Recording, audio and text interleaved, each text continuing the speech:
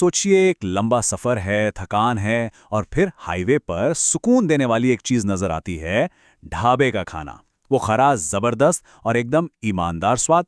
तो आज हम ढाबा कुकिंग के इसी जादू के पीछे जो राज छिपे हैं ना, उन्हें एक एक करके खोलेंगे। देखिए, ये जो एक लाइन है ना, ये इस पूरी कहानी का सार है। ढाबे का खाना किसी मुश्किल रेसिपी का खेल नहीं है, ये एक फिलॉसफी है, एक दर्शन है। यह हमें बताता है कि असली जादू मसालों में नहीं, बल्कि उसे पकाने वाले के सब्र में छुपा होता है। तो सवाल यही उठता है, आज की हमारी ये पूरी पड़ताल इसी एक सवाल के इर्द गिर्द घूमेगी। चलिए पता लगाते हैं कि आखिर ढाबे के खाने में वो कौन सी बात है जो उसे इतना इतना खास बना देती है। ढाबे के खाने की रेसिपी समझने से पहले हमें उसकी आत्मा को समझना होगा। मतलब, ये खाना कैसे बनता है, इससे ज्यादा जरूरी ये जानना है कि ये किसके लिए और क्यों बनता है। जवाब की शुरुआत यहीं से होती है। तो देखिए, ढाबों का जन्म सीधे सीधे आजाद भारत के विकास से जुड़ा हुआ है।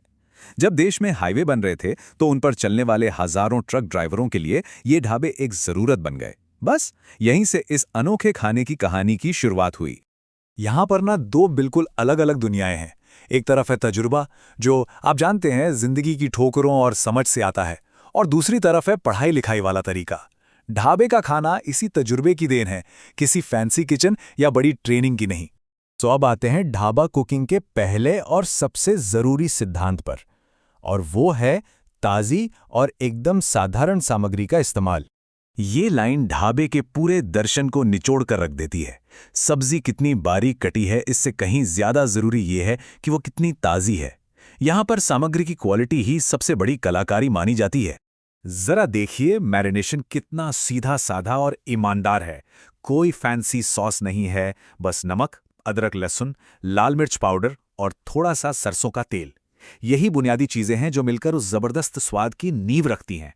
ठीक है, तो अब हम उस सबसे जरूरी तकनीक पर आते हैं जो असल में ढाबे के खाने की आत्मा है। इस प्रक्रिया को कहते हैं भुनाई। भुनाई का मतलब सिर्फ पकाना नहीं होता, इसका मतलब है स्वाद को गढ़ना, उसे तराशना।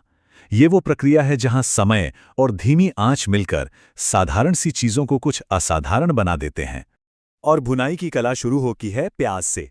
मोटे मोटे कटे प्याज को धीमी आंच पर तब तक भूना जाता है जब तक वो अपना रंग और रूप पूरी तरह न बदल दे। सफेद से सुनहरा और फिर वो गहरा भूरा रंग आने तक। इस सफर में जल्दबाजी की कोई जगह नहीं है। यही है सब्र का फल, जो करी को वो असली गहराई देता है। एक पुराने ट्रक ड्राइवर ने एक बहुत अच्छी बात कही थी कि अगर खाना ठीक से भुना ना हो तो वो गहरा नहीं लगता। उस समय शायद ये बात अजीब लगे, लेकिन अब समझ आता है कि उनका मतलब था डेप्थ ऑफ फ्लेवर, जो सिर्फ और सिर्फ सही भुनाई से ही आ सकता है। और यही सबसे बड़ा फर्क छुपा है। ढाबे में मसाला बनता है जिसे बनाने में घंटों लगते हैं, वहीं बड़े रेस्टोरेंट में अक्सर पहले से तैयार सॉस का इस्तेमाल होता है। एक स्वाद को गढ़ता है तो दूसरा सिर्फ उसे ऊपर से जोड़ देता है। चलिए, स्वाद का आधार तो तैयार हो गया है।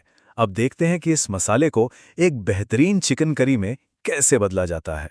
तो जब मसाला तेल छोड़ने लगे, समझ जाइए भुनाई पूरी हो गई। अब इसमें मैरिनेट किया हुआ चिकन डाला जाता है और फिर से सब्र का इम्तिहान शुरू। चिकन को मसाले के साथ और भुना जाता है जब तक वो अपने ही जूस में पककर नरम न हो जाए। ये प्रक्रिया स्वाद को चिकन के रेशे-लेशे में पहुंचाती है।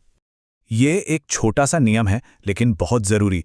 करी में हमेशा गर्म पानी ही डालना चाहिए, क्योंकि ठंडा पानी डालते ही ना कुकिंग प्रोसेस को एक झटका सा लगता है, वो रुक जाती है और वो स्वाद की गहराई जिसके लिए इतनी मेहनत की गई, वो सब फीकी पड़ जाती है। तो चलिए अब इन सभी सिद्धांतों को एक साथ समेटते हैं ताकि इस जबरदस्त स्वाद को किसी भी किचन में फिर से बनाया जा सके। तो ढाबा कुकिंग का कोड क्या है? ये 5 नियम इसका सार हैं। पहला, सब्र आपका सबसे जरूरी मसाला है। दूसरा, बारीकी से ज्यादा ताजगी पर ध्यान दें। तीसरा, सॉस मत डालिए, अपना मसाला खुद बनाइए। चौथा, स्वाद को अपनी गहराई खुद बनाने का मौका दीजिए। और आखिर में, हमेशा गर्म पानी का इस्तेमाल करें।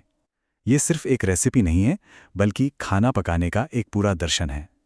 हमें ये याद रखना चाहिए कि ढाबे का खाना सिर्फ पेट भरने के लिए नहीं होता। एक थके हुए ड्राइवर के लिए ये आराम का एक पल है, घर की याद है और अगले सफर के लिए हिम्मत जुटाने का जरिया है। उस खाने में वो सारा एहसास भी मिला होता है। और ये बात ये पूरी कहानी को कितनी खूबसूरती से बयां करती है।